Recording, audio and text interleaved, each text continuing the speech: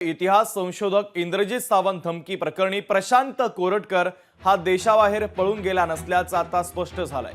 Prashant कोरटकरचा passport Kolhapur पोलिसांच्या ताब्यात आहे, तर प्रशांत कोरटकरच्या पत्नीने त्याचा पासपोर्ट हा कोल्हापूर पोलिसांकडे जमा केलेला आहे। महत्त्वाची आणि मोठी बातमी आपण पाहतो। इतिहास संशोधक इंद्रजित सावंत धमकी प्रकरणी प्रशांत कोरटकर हा देशाबाहेर गेला नसल्याचं आता स्पष्ट झालेलं आहे। कारण प्रशांत कोरटकरचा पासपोर्ट कोल्हापूर पोलिसांच्या ताब्यात आहे। कोरटकरच्या पत्नीने पासपोर्ट कोल्हापूर पोलिसांकडे जमा केलेला आहे।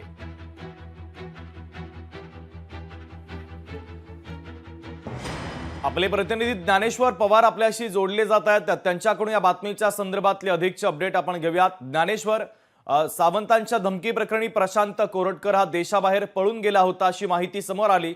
त्यानंतर मात्र कोरटकरच्या पत्नीने पासपोर्ट कोल्हापूर पोलिसांकडे जमा केला। त्यामुळे आता कोरटकर हा भारतामध्येच असल्याचं स्पष्ट झालंय।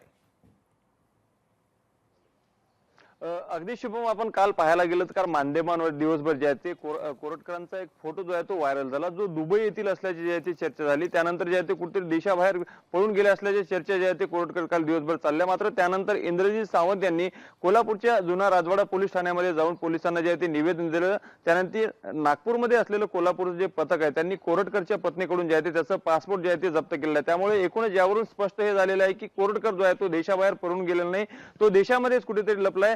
त्यामुळे त्याचा शोध जे आहे ते कोल्हापूर पोलिसांकडून आता सद्यस्थितीमध्ये घेतला जातोय। सद्यस्थितीत जी माहिती मिळते, कोल्हापूरचं पथक काल नागपूरमधून पासपोर्ट जप्त केल्यानंतर जे आहे ते आता चंद्रपूरकडे रवाना झालं। चंद्रपूरमध्ये कोरटकर जे आहे ते असल्याची कोल्हापूर पोलिसांना माहिती आहे, त्यामुळे त्याचा शोध त्या ठिकाणी घेतला जातोय। एकूणच काल मुख्यमंत्र्यांनी देखील स्पष्टपणे सांगितलेलं आहे की कोरटकर जो आहे तो कुठेही जरी गेला असला तरी त्याला पोलीस जे आहे ते शोधून काढतील। मात्र कोल्हापूर जिल्हा सत्र न्यायालयाने कोरटकरांचा जेव्हा जामीन अर्ज जे आहे ते फेटाळून लावला, त्यानंतर कोरटकर कुठेतरी आता अटकेचा बचाव करण्यासाठी या पद्धतीने जे आहे ते पळापळ करतोय आणि पोलिसांना जो आहे तो सापडत नाही अशी देखील चर्चा आहे। मात्र कुठेतरी शिवप्रेमीच्या भावना जे आहे ते दिवसेंदिवस दुखावल्या जात आहे। बहिणा होऊन गेलेला आहे, कोरटकर अद्यापही पोलिसांच्या हाती लागले नाही। त्यामुळे लवकरात लवकर कोरटकरांना जे आहे ते अटक करण्यात यावी अशी मागणी देखील राज्यभरातून होताना दिसून येत आहे। ज्ञानेश्वर, कोरटकरला पकडण्याचं मोठं आव्हान आता पोलिसांच्या समोर उभं ठाकलेलं आहे। तुर्तास या माहितीबद्दल धन्यवाद।